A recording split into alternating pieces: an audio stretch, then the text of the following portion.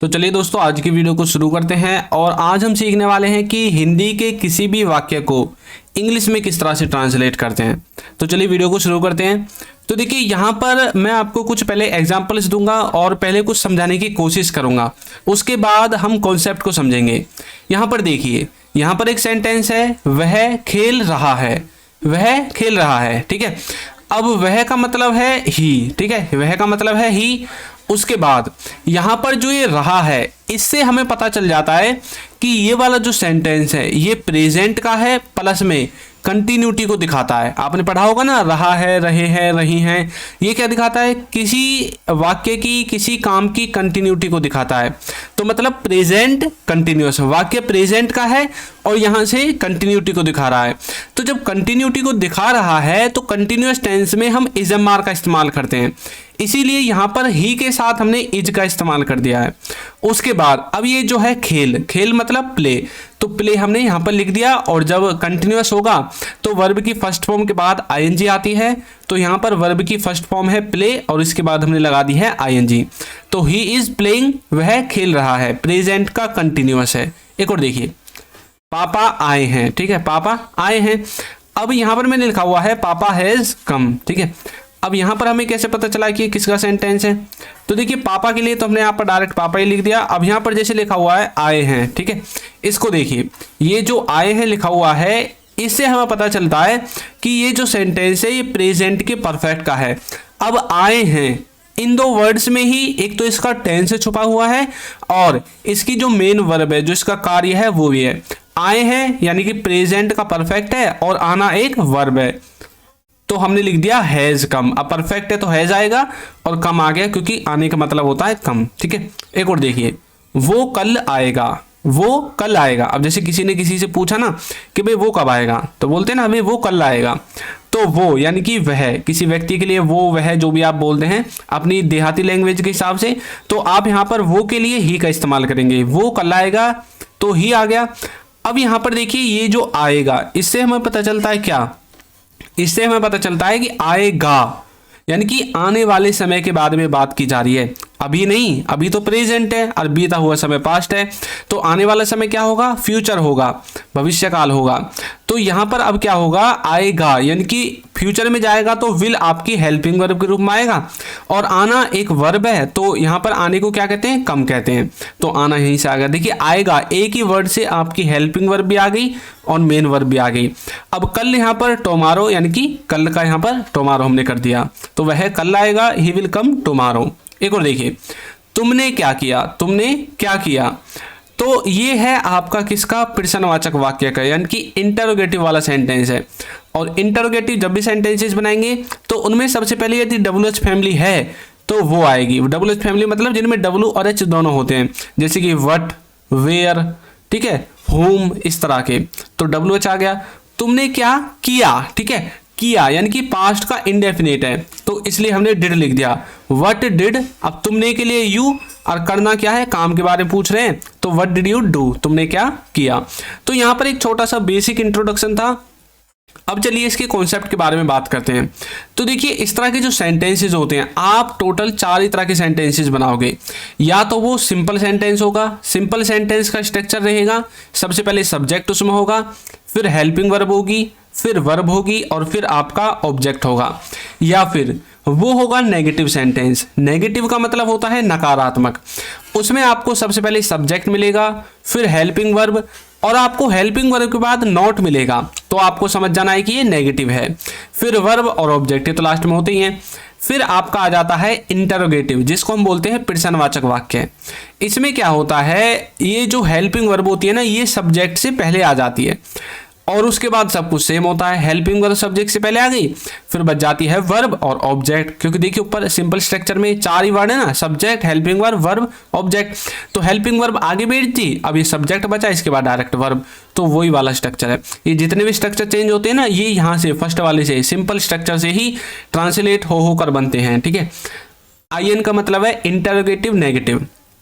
इसमें क्या करना है, देखिए इंटरोगेटिव तो ये पूरा है, तो पूरा का पूरा हमने लिख दिया। नेगेटिव बनाने के लिए हमें जो है सब्जेक्ट के बाद नोट लगा देना है, तो ये इंटरोगेटिव नेगेटिव भी बन जाता है। तो ये है इनको आपको याद रखना है, आप किसी भी सेंटेंस को आसानी से ट्रांसलेट कर सकते हैं। इनके बाद यहाँ पर देखिए प्रेजेंट में, पास्ट में और फ्यूचर में। अब आपको ये भी तो पता होना चाहिए कि हेल्पिंग वर्ब कौन कौन सी लगती हैं। तो प्रेजेंट की जो हेल्पिंग वर्ब हैं वो हैं is, am are, has, have, do, does, बस ये आपकी प्रेजेंट की हेल्पिंग वर्ब में टेंसेज में। पास्ट की जो हेल्पिंग वर्ब हैं वो हैं वाज, वर, हैड बीन और डिड, ये आपकी पास्ट की हैं। इसी तरह से फ्यूचर में विल बी, विल हैव और विल हैव बीन, ये आपकी फ्यूचर की हैं यानी कि भविष्यकाल की। तो जब भी प्रेजेंट का सेंटेंस होगा ये वाली हेल्पिंग वर्ब आएंगी, पास्ट का होगा ये वाली आएंगी और फ्यूचर का होगा तो ये वाली आएंगी। ठीक है, कभी भी आपको फ्यूचर के सेंटेंस में इन दोनों की हेल्पिंग वर्ब नहीं लगानी है और कभी भी प्रेजेंट के सेंटेंसेज में इनमें से कुछ नहीं लगाना है। ठीक है, ये बात आपको याद रखनी है। तो यहाँ तक आपको थोड़ा सा कॉन्सेप्ट क्लियर हुआ। आगे देखिए, अब आता है आपका वर्ब का कॉन्सेप्ट। हो सकता है कि आज तक आपने 3 ही वर्ब देखी हो, first form, second form, third form, लेकिन असलियत में इसकी 4th और 5th फॉर्म भी होती हैं। देखिए कौन कौन सी। जैसे हम गो का एग्जांपल लेते हैं, क्योंकि गो सबको पता है कि गो की फर्स्ट फॉर्म गो होती है, वेंट होता है, गोन होता है, इसलिए मैंने इसका लिया है। तो फर्स्ट फॉर्म है इसकी गो, सेकंड फॉर्म है इसकी वेंट, ठीक है, थर्ड फॉर्म है इसकी गॉन, गो, वेंट, गॉन, ये तो आप सब जानते हैं। लेकिन आप जो यूज करते हैं ना गोइंग, आप चाहे इसको बोल देते हैं भाई वर्ब की फर्स्ट फॉर्म में आईएनजी लगाना, तो देखिए गो वर्ब की फर्स्ट फॉर्म है, इसमें आईएनजी लगा हुआ है, तो ये जो होती है ना ये रियल में वर्ब की 4th फॉर्म होती है। कौन सी फॉर्म होती है? 4th फॉर्म होती है। ठीक है, और इसके बाद ये जो लिखा हुआ है V5, इसका मतलब है कि ये जो आप एस या ES लगाते हैं ना, ये V5 फॉर्म होती है। फर्स्ट फॉर्म में एस या ES, प्रेजेंट इंडेफिनिट में आपने पढ़ा होगा, तो ये हो गया वर्ब की 5th फॉर्म। तो यहां तक आपको थोड़ा सा डाउट क्लियर हुआ होगा। अब देखिए ये जो वर्ब की फर्स्ट फॉर्म है ये आपकी प्रेजेंट में और फ्यूचर के सेंटेंसेज में, इन दोनों सेंटेंसेज में लगेगी। जो वर्ब की सेकंड फॉर्म है, याद रखना वर्ब की सेकंड फॉर्म इकलौती ऐसी फॉर्म है जो सिर्फ पास्ट के इंडेफिनिट में लगती है। किसमें? पास्ट के इंडेफिनिट में। इसके बाद जो वर्ब की थर्ड फॉर्म है, एक तो वो परफेक्ट टेंस में लगेगी। परफेक्ट टेंस का मतलब क्या होता है? Present perfect, past perfect, future perfect, तीनों में परफेक्ट टेंस में लगेगी। प्लस जिनमें मॉडल के साथ हैव आता है उनमें भी आपकी वर्ब की थर्ड फॉर्म यूज की जाती है। उसके बाद जो वर्ब की 4th फॉर्म है ये आपकी कंटिन्यूटी को दिखाती है, इसलिए ये कंटिन्यूअस टेंस में लगती है। और जो 5th फॉर्म है वो आपकी ज़्यादातर प्रेजेंट के इंडेफिनिट में यूज की जाती है। ठीक है, तो ये चीज़ आपको याद रखनी है, तभी आप किसी सेंटेंस को आसानी से बना सकते हैं। हो सकता है कि आपको एक बार में समझ में ना आए तो आप क्या करना है, इसको दोबारा देख लेना। अब चलिए देखते हैं आगे। जैसे यहाँ पर लिखा हुआ है वह खेल लिया है, वह खेल लिया था और वह खेल लिया होगा। ये देखिए तीनों टेंसेज में मैंने बना हुआ है। पहला है वह खेल लिया है, तो ये है प्रेजेंट का परफेक्ट, यानी कि he has played, he has played. वह खेल लिया होगा, ही हैड प्लेड, और वह खेल लिया था, ही हैड प्लेड, और वह खेल लिया होगा, ही विल हैव प्लेड। तो देखिए तीनों में खेलने का काम है, एक प्रेजेंट का है, एक पास्ट का है, एक भविष्यकाल का है यानी कि फ्यूचर का। तीनों में सब्जेक्ट सेम है, वर्ब भी सेम है। देखिए प्लेड प्लेड प्लेड, लेकिन ये जो टेंस इसका चेंज हुआ है किसकी वजह से हुआ है? यहाँ पर हैज है, यहाँ पर हैड है, यहाँ पर विल हैव है। यानी कि हमें ये बात पता चल जाती है कि ये जो हमारी हेल्पिंग वर्ब हैं ये हमारे किसी भी वाक्य के टेंस को चेंज कर देती हैं। यहाँ पर देखिए विल हैव को गायब कीजिए, यहाँ से हैड को और यहाँ से हैज को, तो he played, he played, he played, यही बचेगा। लेकिन ये जो टेंस चेंज हुआ है ये हेल्पिंग वर्ब की वजह से हुआ है, तो आपको ये हेल्पिंग वर्ब भी अच्छे से समझनी है। ठीक है, ये बात आपको याद रखनी है। आगे देखिए, यदि अभी तक आपने हमारे कोर्स को ज्वाइन नहीं किया है तो कोर्स को ज्वाइन कर लीजिए। इसमें हमने बेसिक से एडवांस लेवल तक इंग्लिश ग्रामर को समझाने की कोशिश की है। आपको इंग्लिश के सभी क्लास नोट्स मिलेंगे, बच्चों के साथ प्रैक्टिस करने का मौका मिलेगा, सभी वीडियो लेक्चर्स मिलेंगे, प्रैक्टिस क्विज, कोर्स सर्टिफिकेट, और हाँ इसका जो प्राइस है वो अभी 299 है केवल ओनली। ठीक है, तो बाद में इसका प्राइस बढ़ भी सकता है, अभी मौका है तो इसको ज्वाइन कर लीजिए, लिंक डिस्क्रिप्शन में है। और ये बिल्कुल बेस्ट प्राइस है इसका फिलहाल। और कुछ बच्चे बोल रहे थे कि सर हमें ई बुक्स चाहिए, तो उनका लिंक भी आपको नीचे डिस्क्रिप्शन में मिल जाएगा, वहाँ से जाकर आप ई बुक्स को भी परचेज कर सकते हैं। तो चलिए आगे देखते हैं। अब यहाँ पर कुछ बातें आपको याद रखनी है जो कि आपको सेंटेंस बनाने में बहुत ज़्यादा मदद करेंगी और आप गलती भी कम करोगे। पहली क्या है, ये जो हैज है, इज है, डज है और वाज है, ये जो आपकी हेल्पिंग वर्ब हैं इनको आपको यूज करना है ही, सी और इट, इनके साथ। ठीक है, हैव, आर, डू और वर, ये जो हैं, ये जो हेल्पिंग वर्ब है, इनको आपको ही सी इट को छोड़कर जो भी बच जाता है सबके साथ यूज करना है। याद रखना, ही सी इट को छोड़कर जो बच जाता है। उसके बाद डिड, विल और हैड, ये जो हैं ये आपकी सबके साथ यूज होंगी, इनमें कोई भी रेस्ट्रिक्शन नहीं है। तो ये बातें आपको याद रखनी है। अब चलिए आगे देखते हैं और हिंदी से अंग्रेजी की जो सेंटेंसेज हैं उनको ट्रांसलेट करने की ट्रिक को समझने की कोशिश करते हैं। पहला सेंटेंस है मैं नहीं गया, मैं नहीं गया। ये किसका सेंटेंस है? ये है आपके पास्ट के इंडेफिनिट का। अब आप बोलोगे कि सर हमें कैसे पता चलेगा कि पास्ट इंडेफिनिट का है? तो देखिए, जब भी पास्ट के किसी पॉइंट ऑफ टाइम के बारे में बात की जाती है, यानी कि उस समय को याद रख के कोई सेंटेंस बनाया जाता है। जैसे किसी ने मुझसे पूछा था कि भाई तुम वहाँ गया? हमने बोला मैं नहीं गया, यानी कि मैं नहीं गया। तो अब उसने पास्ट के किसी पॉइंट ऑफ टाइम के बारे में पूछा था कि भाई तुम 4 बजे वहाँ गए थे क्या? आपने बोला मैं नहीं गया, यानी कि 4 बजे एक पॉइंट ऑफ टाइम है। तो जब किसी पास्ट के निश्चित समय के बारे में पूछा जाता है तब आपको पास्ट का इंडेफिनिट लगाना है। तो मैं बोलूँगा आई डिड नॉट गो। अब देखिए, ये जो डिड है ये पास्ट इंडेफिनिट में नेगेटिव और इंटरोगेटिव सेंटेंसेस के लिए यूज होता है। अब मैं नहीं गया तो नहीं, यानी कि नेगेटिव सेंटेंस है। और मैंने बता दिया था नेगेटिव सेंटेंस जब भी बनाओगे सबसे पहले सब्जेक्ट क्या है? आई, फिर आपकी हेल्पिंग वर्ब, अब आगे डिड, उसके बाद नॉट आ जाएगा। ये वैसे मैंने शॉर्ट में लिख दिया है, आएगा I did not go, I didn't go मैंने लिख दिया वैसे, ठीक है। तो गो आपकी मेन वर्ब है। एक और देखिए, तुम कहाँ जाते हो, तुम कहाँ जाते हो। तो ये कौन सा सेंटेंस है? ये है प्रेजेंट का इंडेफिनिट। मुझे कैसे पता चला? सर जो भी ऐसा काम होता है ना जिसको आप रोजाना करते हैं, या फिर आपकी हैबिट हो, या फिर आपका ऐसा काम जो आप रोजाना करते हो और आपसे कोई क्वेश्चन करे, भाई तुम खाना खाते हो, तुम स्कूल जाते हो, तुम पढ़ते हो, तुम कहाँ जाते हो, तो मतलब तुम्हारे रोजाना की क्रिया के बारे में पूछा जा रहा है। तो तुम कहाँ जाते हो, कई बार पूछते ना भाई कहाँ से, कौन से स्कूल में जाते हो, कहाँ पर काम करने जाते हो, क्या करते हो, तो प्रेजेंट इंडेफिनिट में आता है। तो प्रेजेंट इंडेफिनिट है, ऊपर से इंटरोगेटिव है। अब देखिए, जब हम पास्ट इंडेफिनिट के बारे में बात कर रहे थे तो हमने डिड का यूज किया था। अब जब हम प्रेजेंट के बारे में बात करेंगे, इंडेफिनिट के बारे में, ये जो रूल है वो सिर्फ इंडेफिनिट में लागू होगा, ये बात आपको याद रखनी है। तो हमें डू डज का इस्तेमाल करना है। तो हम बोलेंगे where do you go, where do you go, तुम कहाँ जाते हो। हम किस तरह आएंगे, हम किस तरह आएंगे, यानी कि अब किसके बारे में बात की जा रही है? फ्यूचर के बारे में बात की जा रही है कि हम किस तरह आएंगे। तो बोलेंगे हाउ विल वी कम। अब फ्यूचर में आप जानते हैं विल का इस्तेमाल करते हैं सेंटेंस को बनाने के लिए। तो हाउ विल वी कम, हम किस तरह आएंगे। मैं कब तक तुम्हारा साथ दूंगा, मैं कब तक तुम्हारा साथ दूंगा।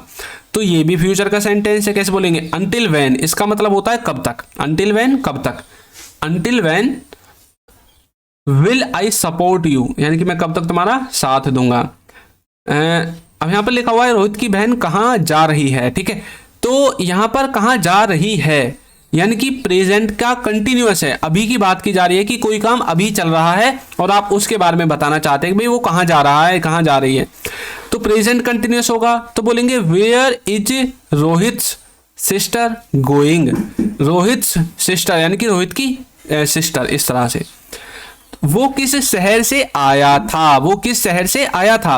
बताइए कौन सा सेंटेंस है ये? है आपका किसका, बताइए किसका है?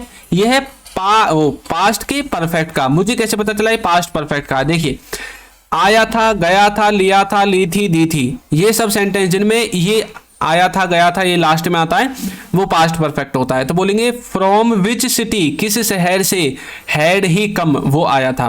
फ्रॉम विच सिटी, ये एक तरह से आप यहां पर लगा लो, आपका जो है यहां पर ये जो फ्रॉम है, यदि आप इसको अलग से देखोगे तो ये आपकी एक प्रीपोजिशन है।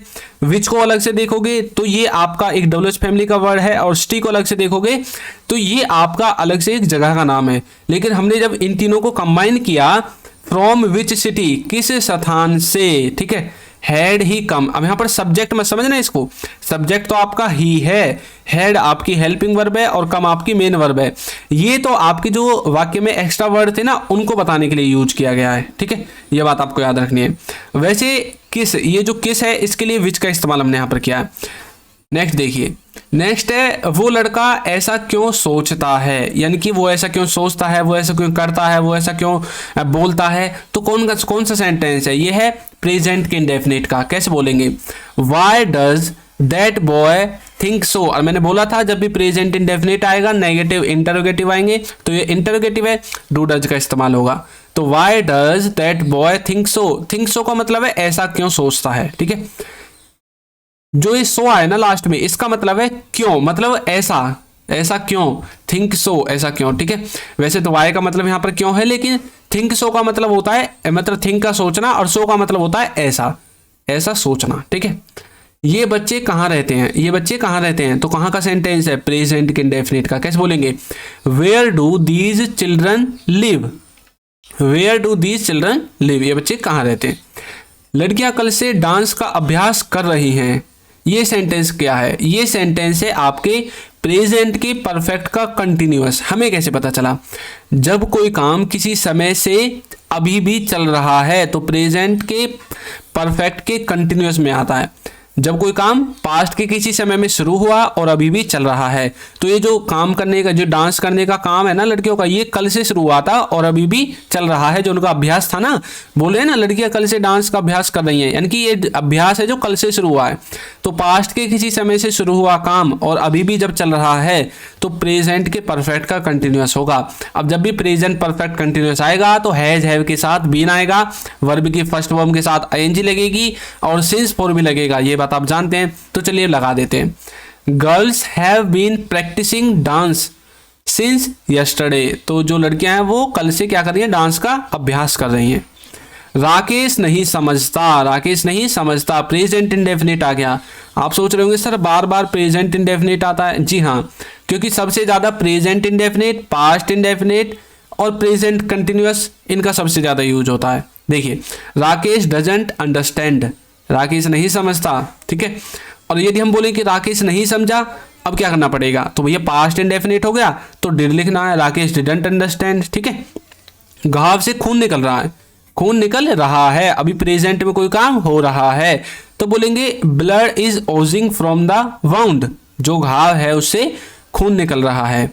मैं पढ़ूंगा, भैया मजा आ गया। कौन सा सेंटेंस है, फ्यूचर का। सर जी फ्यूचर में तो एक ही वर्ब है, विल, विल के साथ ही लगेगा, जो कुछ लगेगा will be, will have been, तो भैया विल के तो पता चले गया है, मैं पढ़ूंगा, आई विल स्टडी। तो आई आपका सब्जेक्ट है, विल आपकी हेल्पिंग वर्ब है, स्टडी आपकी मेन वर्ब है। समझ में आ गया। और देखिए, वो खिड़की से झांक रहा था, कौन सा सेंटेंस है ये, भैया रहा था, पास्ट का सेंटेंस है। पास्ट का कौन सा, सर जी पास्ट कंटिन्यूअस, जी हाँ। अब जब पास्ट कंटिन्यूअस है तो आपको ये भी पता होगा कि जब पास्ट कंटिन्यूअस होगा तो हेल्पिंग वर्ब लगेगी वाज पर, जी हाँ हमें पता था। सब्जेक्ट क्या बताइए, सब्जेक्ट है वो, यानी कि वह लड़का खिड़की से झांक रहा था, वह लड़का सब्जेक्ट है, झांकने का वो काम कर रहा था, और किससे, खिड़की से, ठीक है। तो कैसे बोलेंगे, he was peeping through the window, he was peeping through the window, वह खिड़की से झांक रहा था। बच्चे आ रहे होंगे, तो बोलेंगे चिल्ड्रन या फिर किड्स विल बी कमिंग, बच्चे आ रहे होंगे, ये प्रेजेंट की बात नहीं है, ये बात है आने वाले समय की, कि आने वाले समय में आ रहे होंगे, तो इसीलिए तो हमने विल बी का यूज किया। यदि हम प्रेजेंट की बोलना चाहें कि आपसे मान लो कोई पूछने लगे कि भाई आपके बच्चे कहाँ हैं, आप बोले वो स्कूल गए तब तो आ रहे होंगे, यानी कि अभी आप प्रेजेंट के बारे में भी बताना चाहते हैं, तब आपको वुड का यूज करना है, चिल्ड्रन वुड बी कमिंग या फिर किड्स वुड बी कमिंग, इस तरह से, ठीक है। और देखिए, मैं शिमला अक्सर जाता हूं, मैं शिमला अक्सर जाता हूं, तो I often go to Shimla, often का मतलब होता है अक्सर, ठीक है। वो खूब पढ़ता है, वो खूब पढ़ता है, तो बोलेंगे ही स्टडीज अ लॉट या फिर ही स्टडीज सो मच, इस तरह से बोल सकते हैं। वो कभी कभी मेरे घर आता है, वो कभी कभी मेरे घर आता है, तो बोलेंगे he sometimes come to my house, या फिर आप हार्डली का यूज भी करते हैं या फिर रेयरली का यूज भी करते हैं, जो भी आपको टाइम पर याद आ जाए उसको आपको चिपका देना सेंटेंस में। वह कभी कभी मेरे घर आता है, he sometimes come to my house या फिर होम।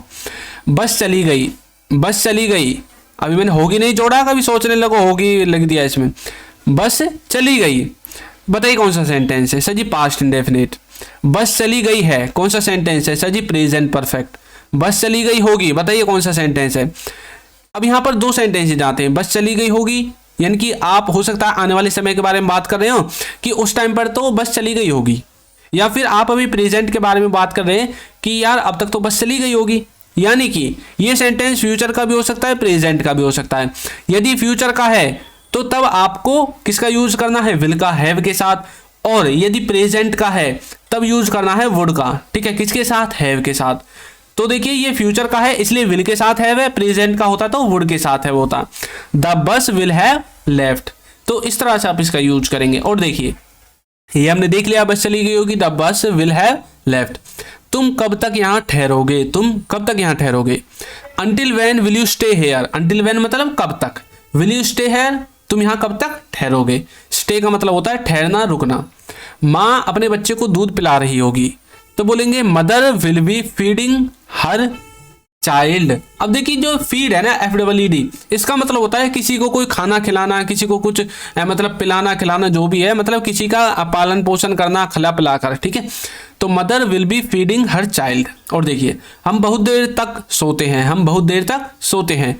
सेंटेंस कौन सा है, देखिए जो ऊपर वाला है ये तो है प्रेजेंट के कंटिन्यूस का, और जो सॉरी ये ऊपर वाला है ना ये फ्यूचर के लिए बोला गया है। तो वह अपनी माँ अपने बच्चे को दूध पिला रही होगी, आने वाले समय में पिला रही होगी, तो ये फ्यूचर का भी है। और यदि प्रेजेंट में ऐसा बोलना चाहते हैं कि भाई अभी अपनी जो माँ है ना वो अपने बच्चे को दूध पिला रही होगी, तब इसमें आपको मॉडल का इस्तेमाल करना है वुड का, mother would be feeding her child, ठीक है। हम बहुत देर तक सोते हैं, प्रेजेंट का इंडेफिनिट है, बोलेंगे वी स्लीप टिल लेट, ठीक है। वो घर से नहीं आया है, बताइए कौन सा सेंटेंस है। सर जी सेंटेंस तो है प्रेजेंट का परफेक्ट, बाकी अगर वो डिपेंड करता है कि किस सेंस में बोला गया है। वो घर से नहीं आया है तो बोलेंगे he has not come from house. तो देखिए प्रेजेंट में किसका यूज करते हैं, प्रेजेंट का परफेक्ट बोला था ना, तो प्रेजेंट परफेक्ट में हैज हैव का यूज करते हैं, तो हैज हैव आ गया। अब नेगेटिव है तो नॉट आ गया। और देखिए मैं किसके बारे में सोचता हूं, about home do I think, present का इंडेफिनिट है तो about home do I think. तो इस तरह से आप इनका जो है ट्रांसलेशन कर सकते हैं। तो आपको क्या करना है, सबसे पहले तो आपको जो मैंने इस वीडियो में शुरू में बताया था ना, जो मैंने आपको रूल्स बताए थे, एक तो आपको ये रूल्स याद रखने, ये वाले, ये जो स्ट्रक्चर को बनाते हैं, उसके बाद आपको ये जो हेल्पिंग वर्ब है इनको याद रखना है। उसके बाद आपको वर्ब की फॉर्म्स को याद रखना है, कहाँ पर कौन सी वर्ब की फॉर्म यूज होगी, बस इससे ज़्यादा आपको कुछ नहीं करना है, ठीक है। और हाँ एक काम और करना है, ये जो दिया हुआ है ना इसको जाकर ज्वाइन कर लीजिए कोर्स को, यदि आपको वाकई में इंग्लिश का कॉन्सेप्ट समझना है। तो आपको ये वीडियो कैसी लगी है जरूर बताइएगा, और यदि अभी तक आपने हमारे चैनल को सब्सक्राइब नहीं किया है तो चैनल को सब्सक्राइब कर दीजिए, वीडियो को लाइक कर दीजिए, और एक अच्छा सा कमेंट करना तो बिल्कुल भूले ही ना। Thank you.